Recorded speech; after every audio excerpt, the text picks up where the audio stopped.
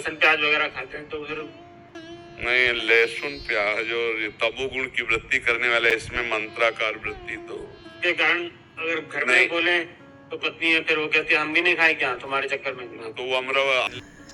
इस प्रश्नकर्ता की बात सुन के महाराज जी कहते हैं कि आपकी तरह मेरे से ये प्रश्न हर रोज़ बहुत से व्यक्ति करते हैं। कहते हैं महाराज जी मैं रोज़ माला फेरता हूँ, रोज़ नाम जप करता हूँ, कथा सुनता हूँ, लेकिन घर में तो प्याज लहसुन बनता है, अब क्या करें, क्या इससे भक्ति में बाधा आएगी? तो आइए जानते हैं महाराज जी क्या बताते हैं इसका उत्तर।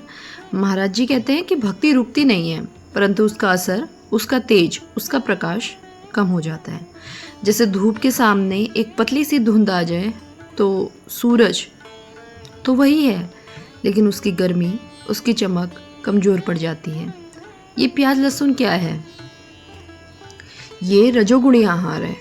रजोगुणी आहार का सीधा असर मन पर पड़ता है। ये मन को स्थिर नहीं रहने देता, चित्त को चंचल कर देता है। आप भगवान का नाम जप कर रहे हो लेकिन मन इधर उधर भाग रहा है। क्यों? क्योंकि आपके आहार मन को बार बार खींच कर बाहर लेके जा रहा है। साथ ही महाराज जी बताते हैं गीता में श्री कृष्ण ने क्या कहा। गीता में श्री कृष्ण ने कहा यथा अन्न तथा मनो, यथा अन्नम तथा मनो, जैसा भोजन वैसा मन। सात्विक भोजन से मन शांत होता है, भक्ति में लगता है। राजसिक भोजन से मन उत्तेजित होता है और तमसिक भोजन से आलस्य आता है। प्याज लहसुन दोनों ही सात्विक नहीं है, इससे मन की शुद्धि में बाधा आती है। अब आप कहेंगे कि महाराज जी घर में पत्नी हैं, बच्चे हैं, सास ससुर हैं, वो तो यही बनाएंगे तो क्या करें? तो महाराज जी इसका सुंदर सा समाधान देते हैं और कहते हैं तुम प्रेम से कहो माता जी या अपनी पत्नी से, आप जो चाहो बनाओ, मैं कुछ नहीं कहूँगा, पर मेरे लिए बिना प्याज लहसुन का भोजन बना दो। अगर ये भी ना हो पाए तो मैं साधारण नमक रोटी खा लूँगा, लेकिन प्याज लहसुन नहीं खाऊँगा। क्यों? क्योंकि शरीर थोड़ी देर भूखा रह सकता है, लेकिन चित्त अगर अंदर से गंदा हो गया तो भक्ति के रास्ते में बहुत बड़ी रुकावट आ जाएगी। भूख का असर तो कुछ घंटों में चला जाएगा, लेकिन चित्त की अशुद्धि का असर महीनों तक चलता है। इसलिए नाम जप केवल जुबान का खेल नहीं, ये आत्मा और परमात्मा का मिलन है, और ये मिलन तभी पूरा होता है जब भीतर बाहर दोनों शुद्ध हो। आहार बाहर से आता है और मन पर सीधा असर करता है।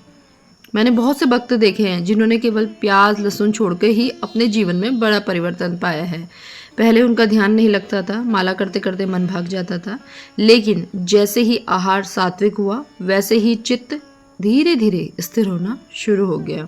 इसलिए महाराज जी कहते हैं अगर सच में नाम जप करना है, अगर सच में प्रभु की कृपा पानी है, तो आहार पर वैसा ही ध्यान दो जैसे ध्यान माला पर देते हो। केवल हाथ में माला, मुंह में नाम लेना काफ़ी नहीं है। अपना खाना, अपना पहनना, अपना चलना, अपना बोलना सब भक्ति के रंग में होना चाहिए।